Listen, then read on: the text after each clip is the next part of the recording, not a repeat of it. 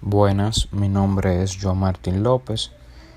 Estaré tratando los temas del módulo 5, la parte teórica.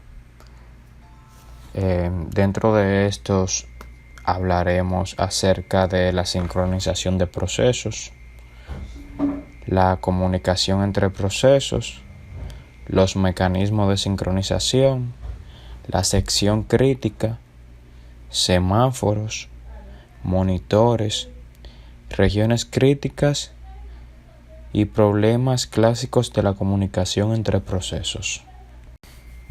Comenzaré con la sincronización entre procesos.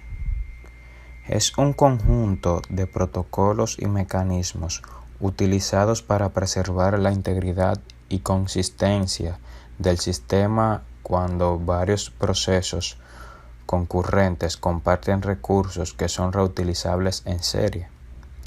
Puede definirse como la necesidad que tienen algunos procesos de bloquearse en determinadas circunstancias y ser despertados cuando ocurren ciertos eventos.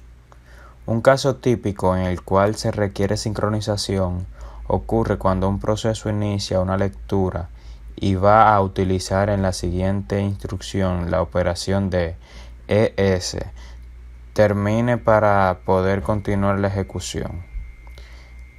El uso de variables compartidas es una forma sencilla y habitual de comunicación entre procesos cooperativos.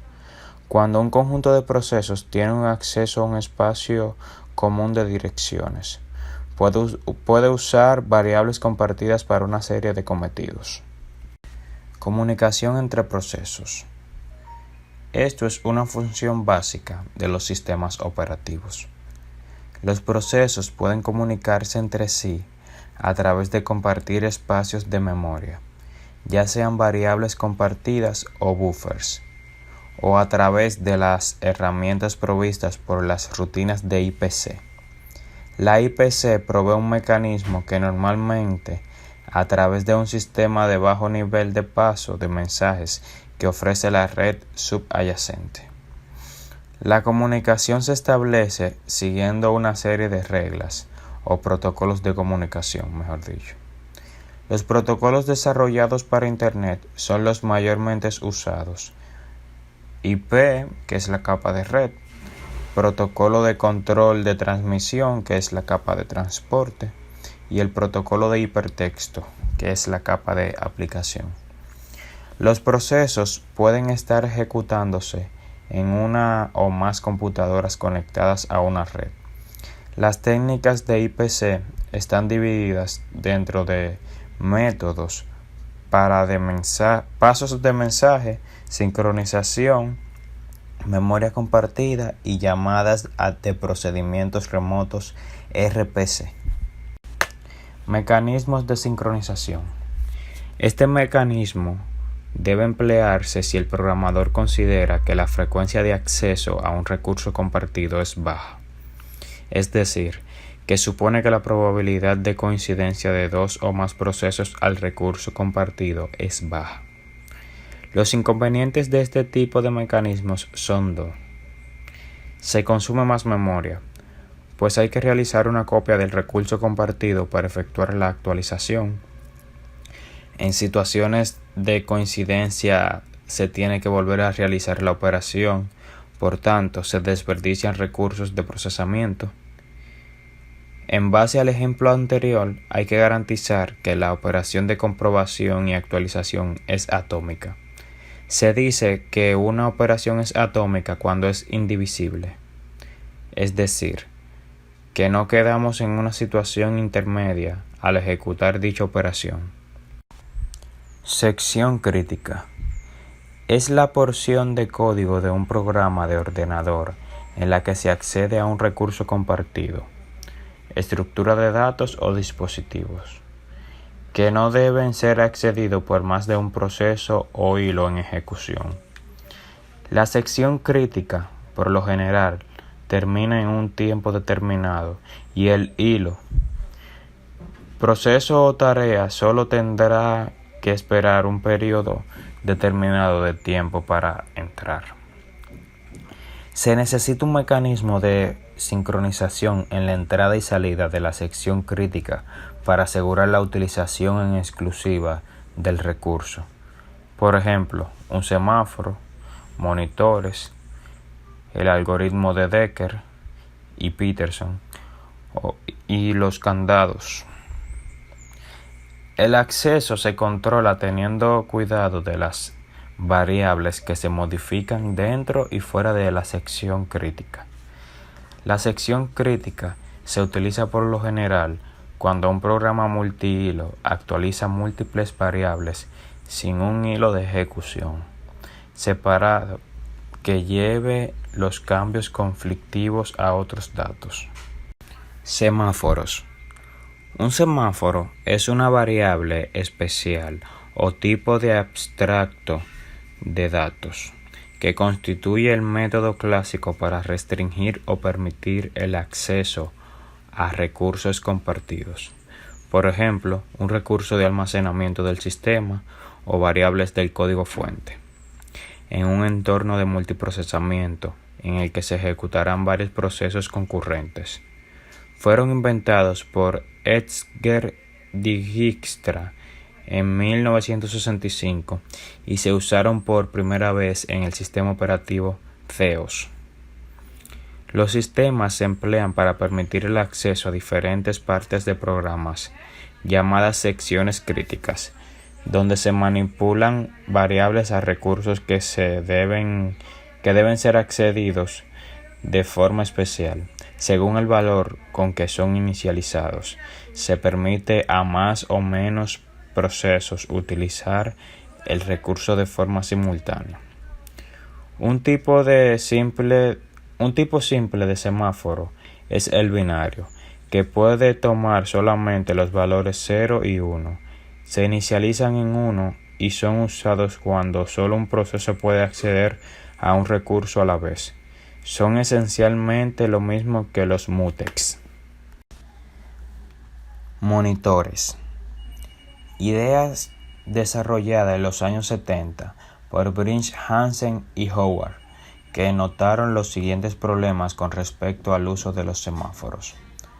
Los semáforos son difíciles de usar y es frecuente que el programador cometa errores al emplearlo.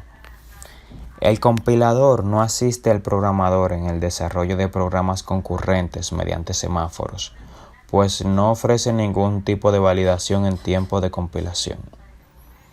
No hay nada que obligue a usarlos. Puede suceder que el programador los necesite y los desconozca. Son independientes del recurso compartido. Los monitores tienen que estar integrados en el lenguaje de programación. Un monitor es una estructura del lenguaje cuyas principales características son que los datos son derivados, ofrecen una serie de métodos públicos para acceder a dichos datos. En cada momento solo puede haber un proceso activo en algún método del monitor, es decir, ejecutando códigos de esos métodos públicos del monitor. Sería equivalente a decir que el recurso que queremos compartir se declara como monitor. Los procesos que usan el monitor son independientes uno de otros y cuando desean usar el recurso llamarán a los métodos del monitor que implementen la operación que se desea ejecutar. Región crítica. Los puntos de entrada de un recurso indican la cantidad de procesos que pueden utilizar simultáneamente al mismo. Si un recurso tiene solo un punto de entrada, se le denomina recurso crítico o recurso no compatible. La región crítica de un proceso es la fase o etapa en la vida de ese proceso concurrente en la cual accede a un recurso crítico para modificarlo o alterarlo. El uso adecuado de la concurrencia entre procesos exige la capacidad de definir secciones críticas y hacer cumplir la conclusión mutua. Cualquier servicio o capacidad que dé soporte para la exclusión mutua debe cumplir con un protocolo de sincronización que tiene los requisitos siguientes. Deben cumplir la exclusión mutua. Solo un proceso entre todos los que poseen secciones críticas por el mismo recurso u objeto compartido deben tener permiso para entrar en ella en un instante dado. Un proceso que se interrumpe en una sección no crítica debe hacerlo sin estorbar a los otros. Es decir, que si se cuelga un proceso que está usando un recurso, los demás procesos que esperan deben poder acceder al recurso de todas formas. El sistema operativo mata al proceso que se colgó y así libera al recurso. Problemas clásicos de la comunicación de procesos. El primer problema sería el problema de la cena de los filósofos. En 1965, Dijkstra planteó y resolvió un problema de sincronización llamado el problema de la cena de los filósofos, que se podía enunciar como sigue. 5 filósofos se sientan a la mesa, cada uno con un plato de espagueti. El espagueti es tan escurridizo que un filósofo necesita 2 tenedores para comerlo. Entre cada 2 platos hay un tenedor. La vida de un filósofo consta de periodos alternos de comer y pensar. Cuando un filósofo tiene hambre, intenta obtener un tenedor para su mano derecha y otro para su mano izquierda, cogiendo uno a la vez y en cualquier orden. Si logra obtener los 2 tenedores, come un rato y después deja los tenedores y continúa pensando. La pregunta clave es: ¿puede el lector escribir un programa para cada filósofo que permita comer equitativamente a los filósofos y no se interbloquee? Otro problema sería el problema de los lectores y los escritores. El problema de la cena de los filósofos es útil para modelar procesos que compiten por el acceso exclusivo a un número limitado de recursos, como una unidad de cinta u otros dispositivos de ES. Otro problema famoso es el de los lectores y escritores. Curtis et en el 1971, que modela el acceso a una base de datos. Supóngase una base de datos con muchos procesos que compiten por leer y escribir en ella. Se puede permitir que varios procesos lean de la base de datos al mismo tiempo, pero si uno de los procesos está escribiendo, es decir, modificando la base de datos, ninguno de los demás debería tener acceso a esta, ni siquiera los lectores. Como pudimos ver anteriormente, los sistemas operativos son aplicaciones que personas anteriormente dedicaron su vida para que estos funcionaran de la mejor manera posible, siguiendo una serie de pasos y corrigiendo errores a los que se le dieron nombres. Gracias a esto podemos disfrutar y utilizar a la perfección estos. Hasta aquí la parte de mi exposición. Espero le haya servido de algo.